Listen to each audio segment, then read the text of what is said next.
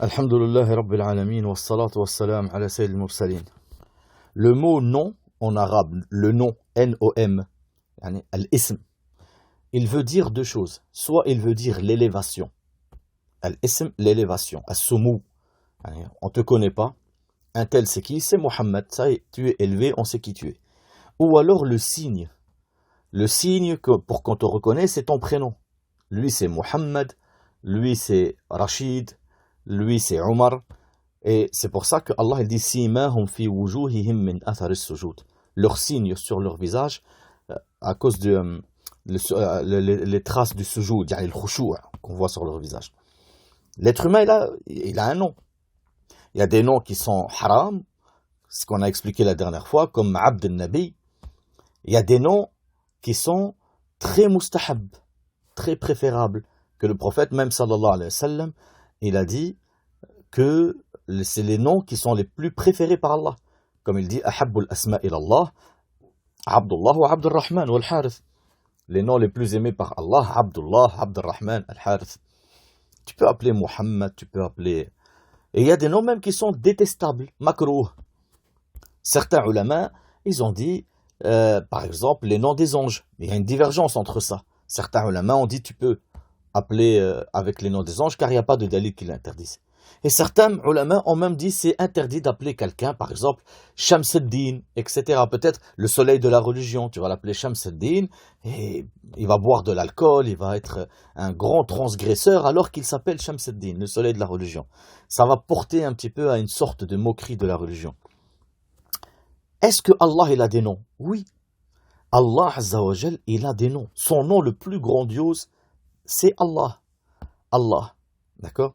Pourquoi c'est le plus grandiose? Parce qu'il a lié tous les autres noms à celui-là. Il a dit Walillahi al-asma'ul husna. À Allah appartient tous les meilleurs noms. D'accord? Et oui, Allah, asma Allah ta'ala, kulluha husna. Elles sont au degré le plus parfait. Et c'est pour ça, subhanallah, qu'on ne doit pas faire du shirk dans les noms d'Allah. Regarde, tu remarques une chose. Allah Azza wa Jal, il est Sami'. Allah, il est Sami'. Et ça veut dire qu'il entend tout. Et il a appelé l'être humain Sami'. Il dit dans le Coran wa khalaqnahu sami'an basira. Et Allah, il est Sami' basir. Il le dit sur lui-même dans le Coran, il dit sur la créature, l'être humain, qu'il est aussi Sami' basir. Sauf que Allah, chaque nom qu'il a, il a obligatoirement cette particularité-là. Alors que toi, non. Allah, il est Sami', ça veut dire il entend tout. D'accord? Allah, il est Hakim, al-Hikma. Ça veut dire la sagesse. Il a le plus haut degré de sagesse. Toi, ça veut dire que si Allah, il s'appelle Hakim, il s'est appelé Hakim, ça veut dire que réellement, il a cette particularité-là, et en plus, il l'a au degré le plus parfait. Toi, tu peux très bien t'appeler Hakim, et être un sot, être un idiot. Alors que Allah, non. Si il s'est donné ce nom, c'est qu'il a la particularité-là de ce nom. Par exemple, Allah, il s'appelle Sami'. Il entend tout. En même temps, toi, ton voisin, juste à côté de toi, tu ne l'entends pas. Si quelqu'un vient derrière toi pour te prendre par surprise, tu ne l'entendrais pas, alors qu'il est juste derrière toi. Tu vas trouver une fille, par exemple, elle s'appelle Hayat. Comme c'est un prénom qui est propagé dans certains pays du Maghreb. La vie. D'accord? Est-ce que ça veut dire que sa vie, elle est complète, elle est parfaite? Non. Pourtant, Allah, parmi ses noms, Al-Hayy. Allah, la ilaha illahu, Al-Hayyul Qayyum. Le vivant. Il s'est appelé le vivant, c'est parce qu'il a cette particularité-là complète, c'est-à-dire qu'il a la vie complète. Celui qui s'appelle Hayat ou celle qui s'appelle Hayat, elle est née, elle tombe malade, elle dort, elle s'évanouit et elle meurt. Pourtant, elle s'appelle Hayat, la vie. Mais Allah, il s'appelle Al-Hayy, il n'a jamais enfanté. Il a toujours existé. Il ne dort jamais, il ne somnole même pas, il ne tombe jamais malade et il ne mourra jamais. Il a la vie la plus complète. C'est-à-dire que c'est pas parce que toi, tu as un nom que tu as cette particularité que porte ce nom. Au contraire, tu peux même avoir un nom et tu as la particularité inverse de ce nom. Comme on a expliqué, quelqu'un il s'appelle Hakim, qui veut dire le sage, alors que c'est un idiot. Mais Allah, si il s'est donné un nom, eh bien, c'est qu'il a la particularité de ce nom-là au degré le plus complet. Et c'est ça, وَلِلَّهِ الْأَسْمَاءُ الْحُسْنَى. Donc on a notre première qaïda, c'est que Asma Allah Ta'ala kulluha husna. Les noms d'Allah, ils sont tous bons. Et comme on a expliqué que les noms d'Allah, ils ont automatiquement cette particularité-là. Allah ne va pas se donner un nom dont il ne possède pas la particularité. Bien au contraire. Il se donne un nom et chaque nom d'Allah, il a une sifa, une particularité. Chaque nom. Allah, il s'est appelé Sami', il a le Sam' le plus complet. Il s'est appelé Hakim, le sage, il a la sagesse la plus complète. Il s'est appelé Allah. Et Allah, ça veut dire Al-Ma'lou. Al-Ma'lou, ça veut dire Al-Ma'boud, l'adoré. Ça veut dire que c'est le seul qui doit être adoré. Par conséquent, on a notre deuxième principe qui est Asma Allah Ta'ala, A'lam wa Awsaf. C'est-à-dire A'lam, comme ils ont dit les ulama, A'lam bi'tibar dalalatiha ala al-dhat. Wa Awsaf, comme ils ont dit les ulama, Awsaf bi'tibar ma dallat alayhi min al-ma'ani. Ça veut dire que c'est le nom d'Allah Azza wa Jal, ça montre qu'est-ce que Allah, qui il est, qu'est-ce qu'il est. Et aussi, c'est des particularités qui disent que, puisqu'il a ce nom-là, bah forcément, il est comme ci, comme ça. Je vous donne un exemple.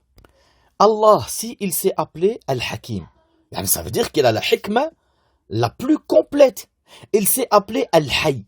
Il a la vie la plus complète. On en conclut forcément bah, qu'il ne connaît pas la mort, qu'il ne connaît aucune ignorance. Parce que, comme ils ont dit les ulama, Asma Allah تدل على وصف متعد تضمنت ثلاث أمور. Ça veut dire que les noms d'Allah, elles montrent quelque chose qui englobe trois choses. La première, ثبوت ذلك الاسم لله عز وجل. Si Allah Azza wa Jal, il s'appelait Sami', ça confirme que parmi les noms d'Allah, elle s'appelait Sami'. Deuxième chose, ثبوت الصفة التي تضمنها لله عز وجل. Ça veut dire, il s'est appelé Sami'. Son nom c'est Sami' et sa particularité, il est Sami'. Et troisième, ثبوت حكمها ومقتضاها. En résumé, si je te dis Allah il est Sami', ça veut dire, on confirme que Allah il a parmi ses noms As-Sami', là il y a juste de le rejeter. On confirme aussi que parmi les particularités d'Allah est qu'il entend tout. Et muqtadaha, on en conclut que Allah il entend tout, puisqu'il entend tout, il entend ce qui est prononcé à voix haute et aussi ce qui est prononcé à voix basse et même les secrets dans ton cœur. Par contre, attention à une chose, Asma Allah Ta'ala tawqifiyya, la majal lil'aqli fiha. Les noms d'Allah sont prescrits. Là, il y a juste que tu réfléchisses et tu cherches à donner, premièrement, un nom à Allah qu'il ne s'est pas donné, c'est haram, ou alors de donner un nom, une signification autre que ce que Allah a donné dans le Coran ou dans le Hadith. Premièrement, c'est haram de donner un nom à Allah qui ne s'est pas donné. Comme certains vont te dire, c'est Allah le grand patron, c'est Allah le patron. Allah ne s'est pas appelé le patron. Donc, appelle Allah parce qu'il s'est appelé. Et Allah, il te dit dans le Coran, وَلِلَّهِ الْأَسْمَاءُ الْحُسْنَى فَادْعُوهُ بِهَا وَذَرُوا الَّذِينَ يُلْحِدُونَ فِي أَسْمَائِهِ سَيُجْزَوْنَ مَا كَانُوا يَعْمَلُونَ. Subhanallah, tu vas être étonné par rapport à l'explication que certains ulama ont donnée à ce verset. وَلِلَّهِ الْأَسْمَاءُ الْحُسْنَى فَادْعُوهُ بِهَا. À Allah appartiennent les meilleurs noms, invoquez-le par elle, par ces noms-là. D'accord? Fad'ouhu biha, ça peut être le dua, de faire dua, les invocations. Et fad'ouhu biha, ça peut être aussi appelez-le par elle. N'appelez Allah que par ces noms-là qu'il vous a donnés. D'accord? Par exemple, da'wa, elle peut être le fait de appeler quelque chose par ça. Par exemple, Allah, le prophète sallallahu alayhi wa sallam, dans un hadith qui est dans Sunan Ibn Majah, et que Cheikh Al-Albani a authentifié, par rapport au mois de Muharram, il a dit Shahrullah alladhi tad'ounahu al-Muharram, le mois que tad'ounahu, que vous appelez, que vous appelez al-Muharram. Tad'ounahu, tusammunahu al-Muharram. Donc, le fait de dire que Allah, quand Allah il dit وَلِلَّهِ الْأَسْمَاءُ الْحُسْنَى فَادْعُوهُ بِهَا, à Allah appartient les meilleurs des noms, invoquez-le par ces noms-là, et ça peut être aussi ne l'appeler que par ces noms-là. La yajouz, par conséquent, que tu appelles Allah par autre que les noms qu'il s'est donné lui dans le Coran ou dans le Hadith. Et ensuite, Allah il dit وَذَرُوا الَّذِينَ يُلْحِدُونَ فِي أَسْمَائِهِ. Subhanallah, attention à une chose. وَذَرُوا الَّذِينَ يُلْحِدُونَ فِي أَسْمَائِهِ, délaisser éloignez-vous de ceux qui donnent un autre sens au nom d'Allah. Attention, il dit carrément, il ne dit pas ne les écoutez pas, il dit éloignez-vous d'eux. Et ici, en quelque sorte, il te montre que les gens de la bid'a, qui rejettent les noms d'Allah, qui donnent comme l'Asha'ira, comme beaucoup d'autres sectes, qui donnent un autre sens au nom d'Allah, aux particularités d'Allah, sortis de leur tête, sortis de aucun dalil, tu dois t'éloigner d'eux. Il a dit وَذَرُوا الَّذِينَ يعني اتركوا الفاعلين لهذه البدعة الملحدين في أسماء الله. Délaissez ceux qui font cette bid'a, qui donnent un autre يلحدون في أسمائه يعني يميلون عن الحق والصواب في أسمائه بأي صورة من الصور. Ils s'éloignent de la vérité et de ce qui est juste dans les noms d'Allah, aussi dans les particularités. Ils s'éloignent, ils quittent le dalil, la preuve, pour aller vers leur pensée. Quelqu'un va te dire, par exemple, je donne une particularité et pas un nom, les yeux d'Allah. Il va te dire non, Allah, il n'a pas des yeux. Par ses yeux, il veut dire l'intelligence. Comment peux-tu nous dire ça? Allah, il compare ses yeux aux yeux de Masih ad-Dajjal. Et il nous dit que c'est une des particularités qui va nous permettre de reconnaître le Masih ad-Dajjal. Et le Nabi sallallahu alayhi wa sallam, il nous dit Al-Masih ad-Dajjal a'war wa rabbukum laysa bi'a'war. Yani, le Masih ad-Dajjal, quand il va venir vers les gens, il va dire je suis votre Seigneur. Et le Nabi sallallahu alayhi wa sallam, il nous dit attention, le Masih ad-Dajjal, l'Antéchrist, il est borgne, alors que votre Seigneur n'est pas borgne. Parce que Allah, il parle de ses yeux. Allah, il parle. Il dit à Moussa et Haroun, idhaba innakuma bi'ayunina. Partez, vous êtes entre nos deux yeux. Il parle aussi dans le Coran des yeux des chrétiens. Par exemple, il dit tara a'yunuhum tafidu min ad-dam'. Tu vois leurs yeux couler. Et là, il nous dit attention, le Masih ad-Dajjal, il va venir et il dit qu'il est votre Seigneur, qu'il est votre Dieu. Attention, votre Seigneur, contrairement au Masih ad-Dajjal, et que votre Seigneur, il est parfait. Ou le Masih ad-Dajjal, il est borgne. Et votre Seigneur, ses yeux sont parfaits, ils ne sont pas borgnes. Si vraiment Allah n'avait pas d'yeux, pourquoi le prophète sallallahu alayhi wa sallam n'aurait pas dit simplement attention, le Masih ad-Dajjal, il dit qu'il est borgne, et votre Seigneur n'a pas d'yeux. Mais il a dit votre Seigneur n'est pas borgne. Pour confirmer ce qu'il y a dans le Coran, la particularité des yeux, mais pour montrer aussi que Allah est parfait dans ses particularités et qu'en aucun cas Allah aura le moindre défaut dans ses yeux, contrairement au Masih ad-Dajjal. Et donc il y a quelqu'un qui va aller jeter tous les hadiths, tous les versets qui disent que Allah il a des yeux, que Allah il a des mains, que Allah il a un visage. Il va te dire oui mais non, logiquement c'est pas bon de penser comme ça. Non, on va lui dire mon frère, An-nas yuhmal ala zahirihi ma lam ya'ti dalil yarfa'hu ila at-ta'wil. C'est-à-dire quand Allah Azza wa Jal nous parle de choses qui sont invisibles, que personne n'a vues. Personne n'a vu Allah, ni les anges, ni le prophète Mohammed sallallahu alayhi wa sallam, ni qui que ce soit. Personne l'a vu. Par conséquent, si Allah nous dit qu'il a des yeux, personne ne peut dire oui, mais il veut dire par-ci ou par-là. Non.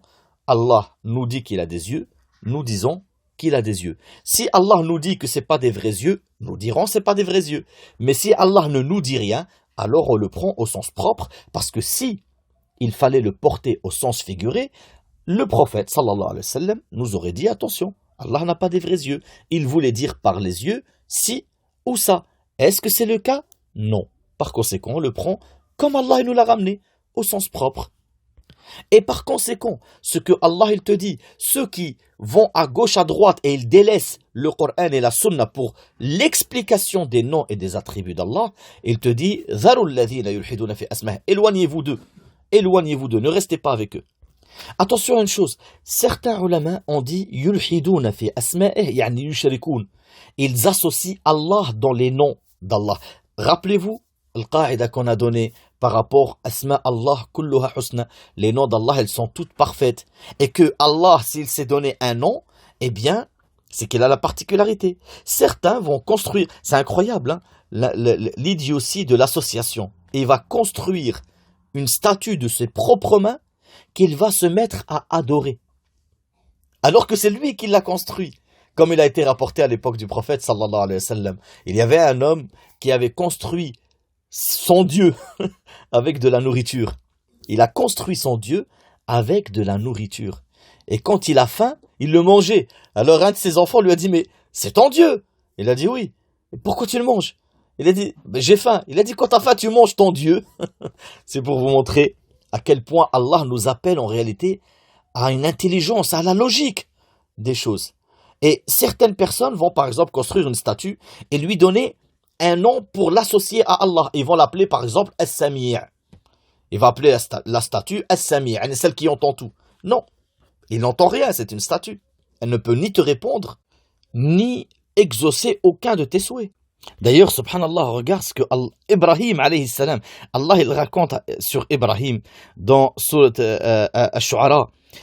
Il a dit, Ibrahim alayhi salam, Allah il lui dit, Watlu alayhim naba Ibrahim, yani Allah il dit au prophète Muhammad sallallahu alayhi wa sallam, Watlu alayhim naba Ibrahim, إذ قال لأبيه وقومه ما تعبدون قالوا نعبد أصناما فنظل لها عاكفين قال هل يسمعونكم إذا تدعون أو ينفعونكم أو يضرون قالوا بل وجدنا آباءنا كذلك يفعلون قال أفرأيتم ما كنتم تعبدون أنتم وآباؤكم الأقدمون فإنهم عدو لي إلا رب العالمين الذي خلقني فهو يهدين والذي هو يطعمني ويسقين وإذا مرضت فهو يشفين. Subhanallah. Ici, regarde la grande intelligence de cet homme, alayhi salatu wassalam, Ibrahim, alayhi salatu wassalam.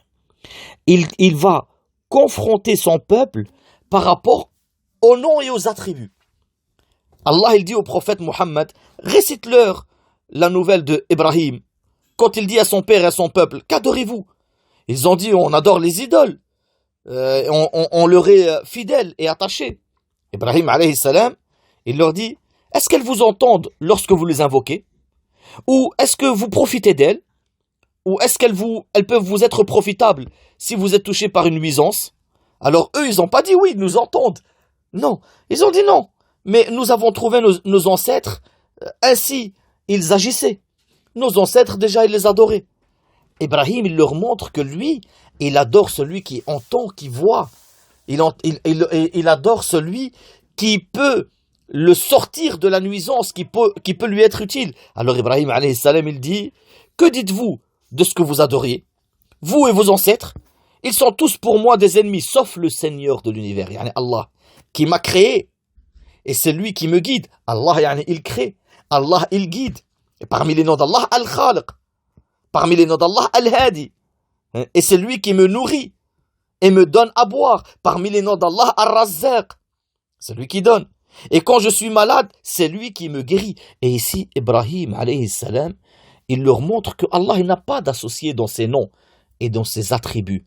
Et que lui, Ibrahim, alayhi salam, il adore celui qui est réellement As-Sami' et qui entend tout, au sens propre et véridique. Ar-Razzaq, qui peut tout donner à qui il veut, au sens propre et véridique. Mais vous adorez une statue que vous appelez peut-être Sami', mais qu'elle n'entend rien. Que vous allez l'appeler Razzaq, mais elle te laissera dans ta pauvreté sans jamais faire quoi que ce soit. C'est normal, c'est qu'une statue, elle t'entend pas. Taïb, attention à une chose encore. Les noms d'Allah Azza wa Jal, elles ne sont pas dénombrables. Ça veut dire, on ne sait pas il y a combien de noms. Certes, tu vas me dire, Allah il dit dans le Coran, le prophète sallallahu alayhi wa sallam, il dit, comme il a été rapporté dans le Bukhari, dans le Muslim d'après Abu Hurayra, Inna lillahi tis'atan wa tis'ina isma, mi'atan illa wahida, man ahsaha dakhala al-jannah. Comment? Le prophète sallallahu alayhi wa sallam, il dit, à Allah appartient, il a 99 noms. 100 moins 1. Ce ahsaha, ça veut dire, il les a appris, compris et appliqués, et il rentre au paradis. Comment tu nous dis que Allah n'a pas un nom dénombrable alors qu'ici il nous dit qu'il en a 99? Eh bien, en fait, c'est comme si je te dis, moi j'ai par exemple une bibliothèque remplie de livres. Il y a des milliers de livres. Et je te dis, dans ma bibliothèque, j'ai 10 livres. Celui qui les apprend, il devient un savant. Ça veut dire que j'en ai 10 parmi tous mes livres. Mais le prophète, sallallahu alayhi wa sallam, en plus de ça, il nous montre qu'il y a des noms que nous, on ne connaît pas. Allah, il nous a dit seulement les noms qu'il veut qu'on sache. Mais il y a des noms qu'on ne connaît pas. D'ailleurs, dans le hadith, où il y a ce qu'on appelle en français l'invocation de la tristesse. Le hadith de Abdullah ibn Mas'ud, où le prophète, sallallahu alayhi wa sallam, dit « Ma asaba ahadan qat هم ولا حزن فقال, يعني il y a personne qui est touché par une préoccupation ou une tristesse et il dit Allahumma inni abduk wabnu abdik wabnu amatik nasiyati biyadik madhin fiya hukmuk adlun fiya qada'uk as'aluka bi kulli ismin huwa lak sammayta bihi nafsak. Ça veut dire ici déjà, le prophète il commence à dire à Allah, Ya Allah, je te demande par chaque nom qui t'appartient et que tu t'es appelé par ce nom. أو علمته أحدا من خلقك, ou alors que tu l'as appris à un de tes créatures, tes prophètes par exemple. أو أنزلته في كتابك, ou des noms que tu as descendus dans ton livre. Et oui, parce qu'il y a des noms qui sont dans les hadiths et qu'il n'y a pas par exemple dans le Coran. Comme par exemple, dans Sunan al-Tirmidhi, tu vas trouver que le prophète sallallahu alayhi wa sallam, il dit Inna Allah hayyun sittir. Le nom d'Allah, les noms d'Allah, Al-Hayy wa Sattir, ils ne sont pas dans le Coran, mais tu vas le trouver dans le hadith. Donc ici, le prophète sallallahu alayhi wa sallam, il dit أو علمته أو أنزلته في كتابك أو استأثرت به في علم الغيب عندك, ou alors des noms qui sont dans l'invisible auprès de toi. D'accord? Donc il a divisé les noms en trois. Des noms qu'il y a dans le Coran par exemple, des noms qu'il n'y a que dans les hadiths, bien sûr il y a les noms qui sont dans les deux, et des noms qui sont dans l'invisible, qu'on ne connaît pas. Et ça prouve que les noms d'Allah en réalité sont indénombrables, on ne peut pas savoir il y en a combien.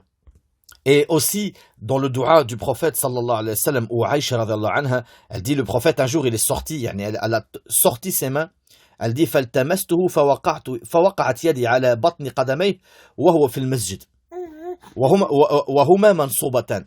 Ça c'est un point dans le fiqh qui prouve que quand tu fais sujoud, tes pieds doivent être collés, voire très proches, presque collés, comme l'a expliqué certains ulama, parce que mansoubatan ça veut dire très proche, presque collé.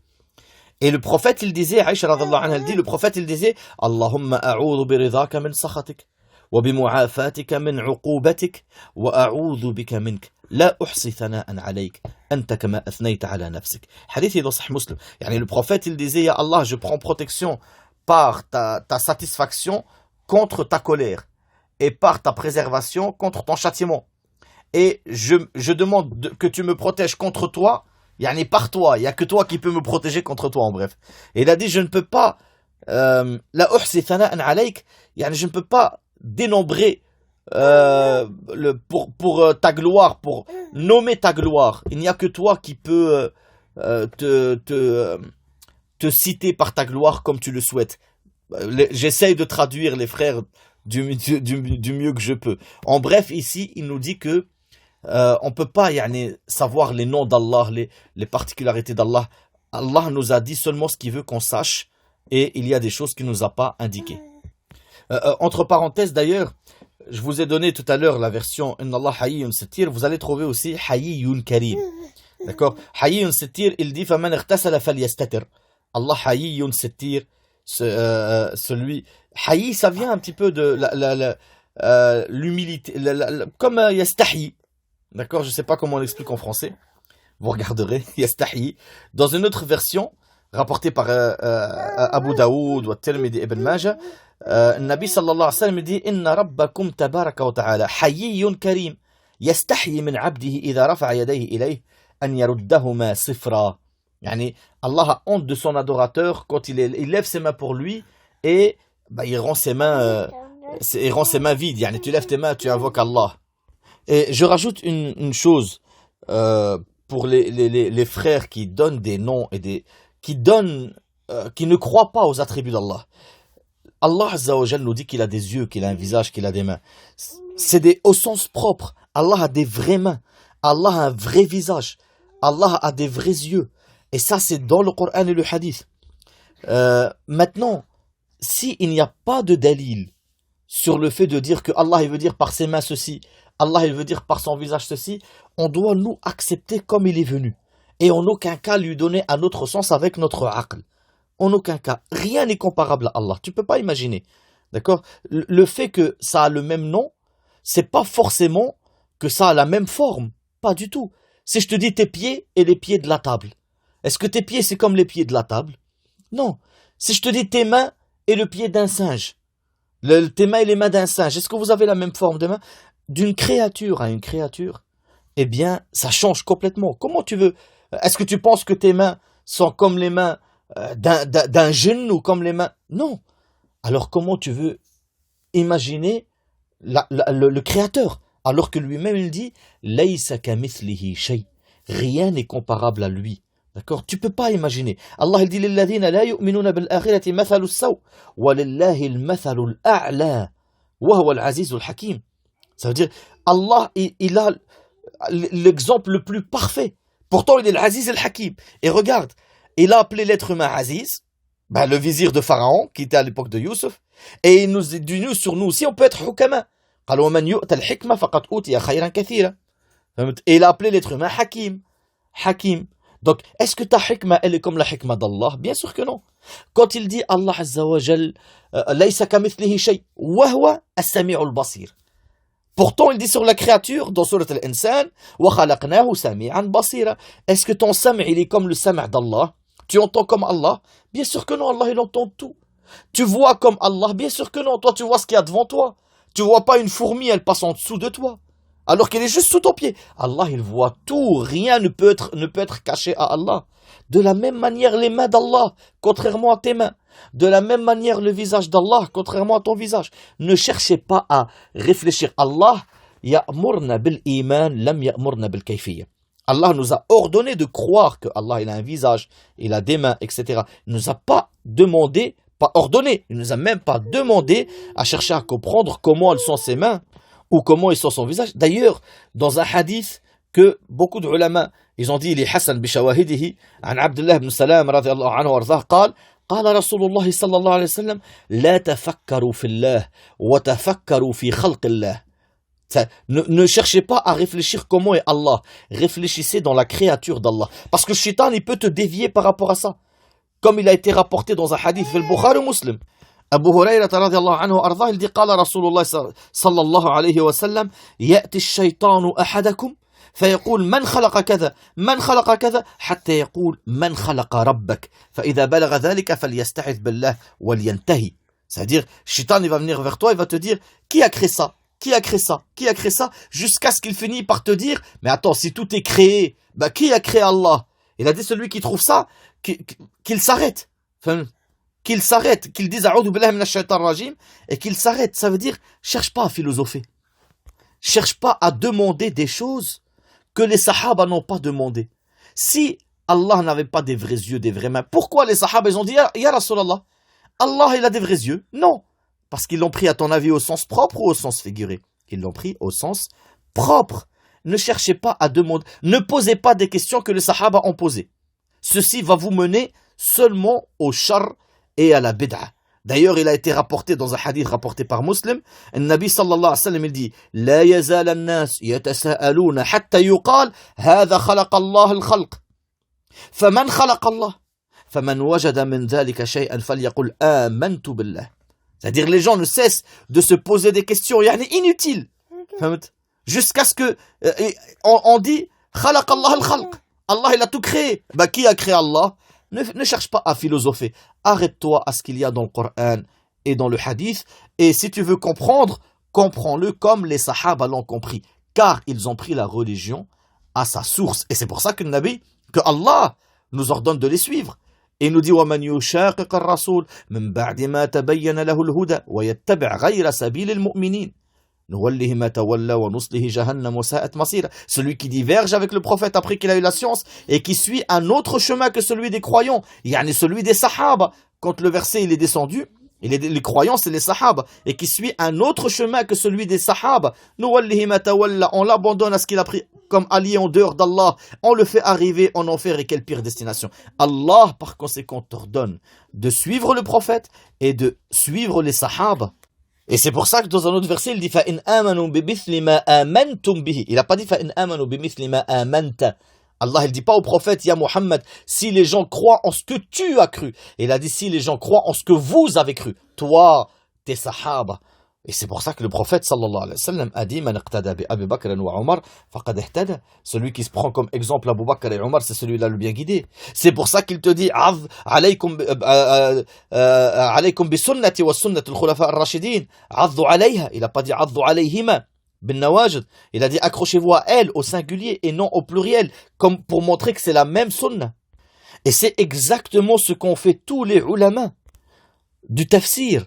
Les ulama du tafsir, Ibn Taymiyyah, rahimahullah, le savant, subhanallah, que sa science, ça tient presque du miracle, subhanallah, wallah, et la compréhension et le savoir et l'intelligence de Ibn Taymiyyah, wallah al-azim, qu'elle tient presque du miracle.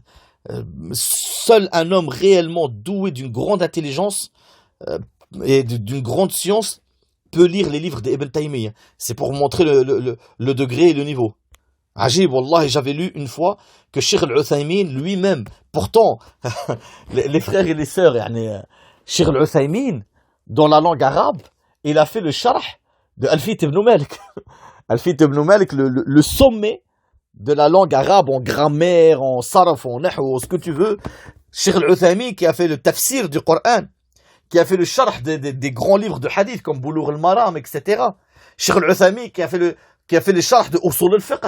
Cheikh al-Uthaymin qui a fait le sharh de Qawaid al-Fiqh. Subhanallah, Cheikh al-Uthaymin, c'était comme un petit Ibn Taymiyyah. Il n'y a pas une science, Allahumma barak, masha'Allah, rahimahullah, ajib, Allah. Il n'y a pas une science sans que Cheikh al-Uthaymin, quand il t'en parle, tu croirais qu'il a étudié que ça. Tellement il est fort dedans. Et pourtant, Cheikh al-Uthaymin, rahimahullah, il dit sur Ibn Taymiyyah, certaines phrases de Ibn Taymiyyah sont tellement complexes que je suis obligé de la lire 7 fois pour pouvoir la comprendre. Et ce Ibn Taymiyyah, rahimahullah, wa razaqahullah al-Fardaus, il explique à chaque fois qu'il parle d'un verset que Ahl al-Bid'a, par exemple, l'Asha'ira, ils ont dit non, Allah n'a pas de main. Ou le Mu'tazila, ils vont dire ça. Ou le Jahmiya, ils vont dire si. Il dit, on a lu dans les tafsirs des Sahaba, aucun d'entre eux n'a dit ça. Aucun d'entre eux n'a dit ça. Si c'était vrai, eux l'auraient dit avant vous. Ils ont pris la religion de la source. Et ça, tu vas le remarquer, pas que Ibn Taymiyyah. Tous les ulama du tafsir, ils reviennent à ça. Qu'est-ce que les Sahaba ont dit? Qu'est-ce que les Sahaba ont compris?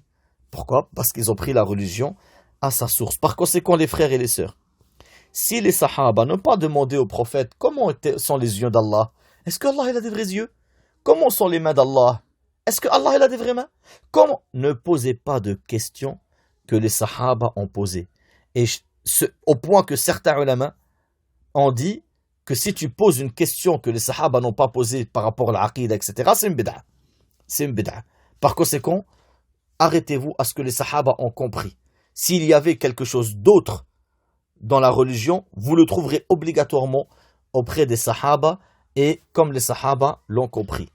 Subhanakallahumma wa bihamdik, ashhadu an la ilaha illa ant, astaghfiruka wa atubu ilayk.